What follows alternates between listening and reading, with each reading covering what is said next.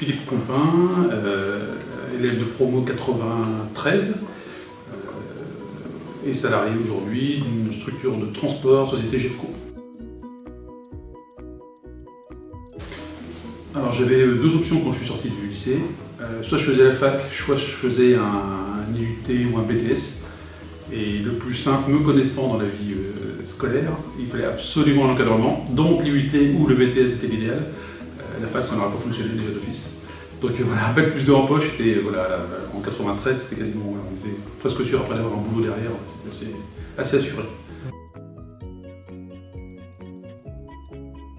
J'ai suivi une formation ici, c'était le DECF, alors qui doit s'appeler maintenant, c'était le diplôme des études comptables et financières pour être expert comptable. Je l'ai fait en un an, chose qui est totalement infaisable aujourd'hui. Même à l'époque, un an, c'était juste pas possible, c'était juste pour obtenir une UV de contrôle de gestion, parce que je voulais m'orienter vers le contrôle de gestion derrière. Voilà, c'est pour ça que je l'avais fait, mais que l'UV que je n'ai pas eu. Et que j'ai repassé derrière, ensuite, après, par le CNAM. Et que j'ai eu via le CNAM derrière, quand je suis entré dans la VT.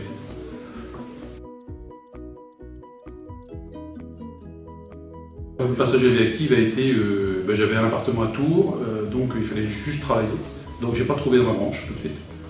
Et je n'ai jamais fait ce que j'ai fait, que j'ai appris. Voilà, c'est un peu, le parcours est assez, pas chaotique, mais assez riche, très riche.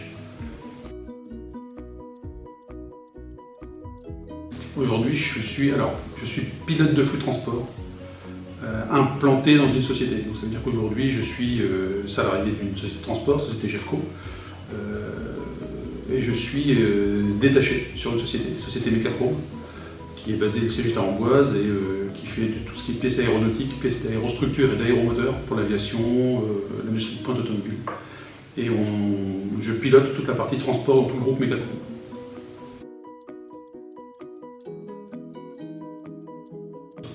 Alors, moi, m'a apporté, dans ce que je fais aujourd'hui, on ne peut pas dire que ça m'a apporté beaucoup de choses dans ce que j'ai fait aujourd'hui. Ça m'a apporté parce que j'ai fait, pendant 4 ans, j'ai monté une structure. Et ça m'a apporté beaucoup en termes de tout l'environnement gestion, compta que j'avais besoin. Et j'avais des bases qui m'ont fortement servi. Même 20 ans après, j'en ai eu besoin. Donc comme on n'oublie pas son plan comptable, on n'oublie pas certaines choses. Ça reste. Vous verrez, ça reste.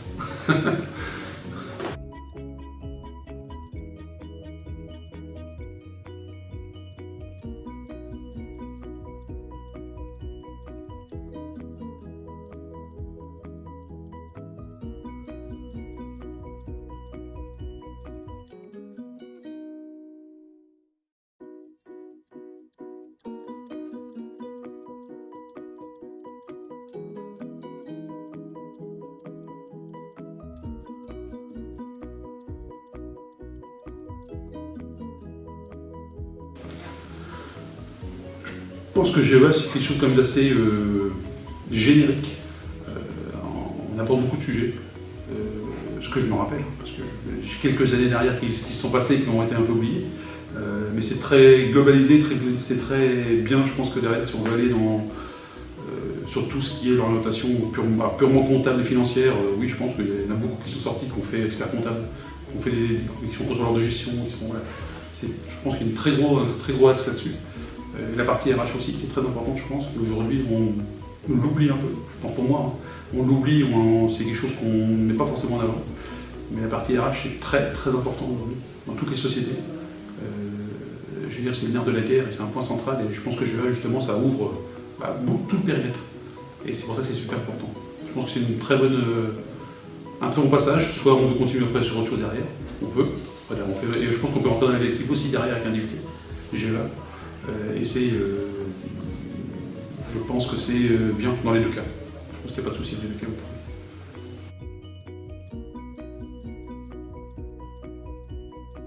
Alors moi, ce qui me passionne aujourd'hui dans mon métier, je suis dans le transport, donc je ne suis pas transport logistique.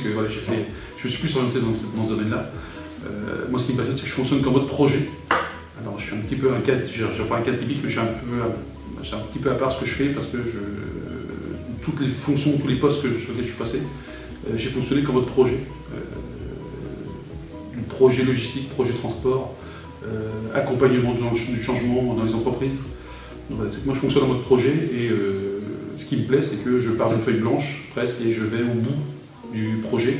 Et quand le projet est abouti, mis en place et rodé, après je repars sur un autre projet. Donc je peux pas, voilà, et ça me sert beaucoup ce que j'ai fait en GEA, parce que ça m'a ouvert beaucoup de portes à tous les niveaux. Là aujourd'hui je suis sur la partie transport pur et dur. Avant j'étais dans ce qu'on appelle du côté chargeur, maintenant je suis du côté transporteur. Donc j'ai fait les deux côtés. Je peux vous donner un exemple du côté chargeur. Quand j'étais chargeur, j'ai géré un budget à 10 millions d'euros à l'année. On servait de plateforme d'achat centralisée pour le premier restaurateur au monde.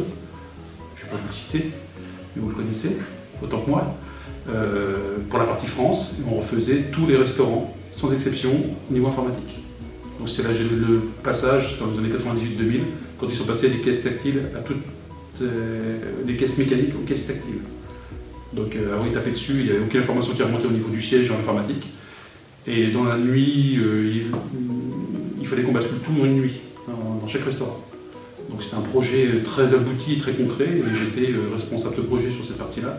Et je gérais de la partie achat, des produits qui étaient référencés par la chaîne, jusqu'à la partie facturation. Donc c'est-à-dire que je gérais tout de A à Z, les achats, les stocks, la facturation, les envois, la partie gestion. Donc GEA m'a fortement servi, parce que j'ai ouvert tout le panel, de l'achat jusqu'à la facturation. Donc je négociais avec des fournisseurs, je m'occupais de la partie transport, la partie stock, la gestion des stocks, gestion du FIFO, toute la partie après derrière facturation. Donc relance facture, les impayés, toute la partie derrière gestion financière aussi. Donc j'ai fait de la gestion FI, j'ai fait de la gestion comptable, j'ai tout fait. Donc ça m'a énormément servi pour cette partie. Très complet du coup ce projet. C'est un projet ultra complet et j'en ai fait plusieurs comme ça. Et ce projet-là était interfacé avec d'autres projets, c'était un des projets très enrichissants. Et aujourd'hui, je suis dans la partie transport, donc je suis passé de l'autre côté. Je suis passé du côté transporteur et je vois l'autre face, qui est très intéressante aussi, c'est qu'on voit ce qu'on demande à quelqu'un, un transporteur de faire. Et aujourd'hui, voilà, je suis à même de donner à une entreprise, là où je suis aujourd'hui, j'aime de leur dire que ce qu'ils me demandent en termes de transport, je le demandais moi avant.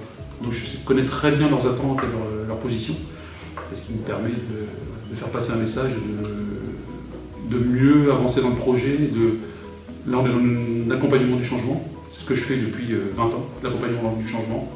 C'est-à-dire que je prends des projets à la base et on transforme l'entreprise pour l'emmener vers pas du 2.0, mais on les emmène, par exemple, il y a des projets que j'ai pris avec les au papier crayon dans la partie logistique et ils sont passés au tout informatique, par exemple. Voilà, c'est des projets sur lesquels c'est ce qui me passionne, c'est cette partie-là de passer en phase projet, de réaliser un projet et de l'aboutir.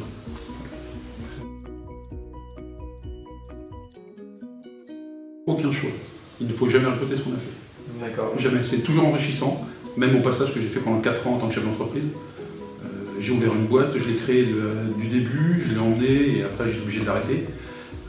Même ça, je ne le regrette pas. C'est des 4 ans de ma vie où je me suis donné à fond pour une structure et une organisation que j'ai imaginée dans la partie logistique, transport, pour l'accompagnement des PME, TPE, PME sur le e-commerce.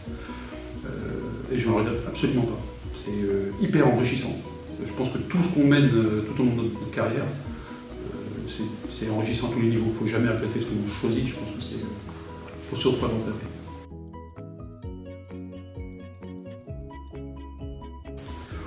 Anecdote, non, pas plus que ça. Ce que j'ai, c'est que j'ai gardé des très bons contacts, j'ai de très bons souvenirs ici, et j'ai toujours les noms des professeurs en tête. On a certains noms de professeurs en tête qui restent. Ça, on les a toujours. Et on les revoit. On vient d'en discuter à l'instant avec 2 élèves d'une promo qui est juste après la mienne. Et on avait exactement un prof de maths qui était assez spécial, mais qui était très bien. Il arrive juste avec un trousseau de clés en cours. Il jetait le trousseau de clés sur la table et il faisait son cours. Il n'avait aucun support. 0 support. Rapide. Très rapide, et tout dans la tête. Et il repartait avec son trousseau de clés dans la poche. Voilà, c'était sympa. Moi qui sortais de bac S, c'était pas grave. Ceux qui sortaient d'un bac G, bac gestion, c'était une autre chanson pour eux. C'était un peu compliqué. Donc, voilà, mais non, voilà, on s'entraidait entre nous et c'était le but, c'est que ceux qui sortaient de gestion nous aidaient en compta et nous qui sortions de filière générique, on les aidait sur la partie maths et autres. Donc c'était hyper enrichissant.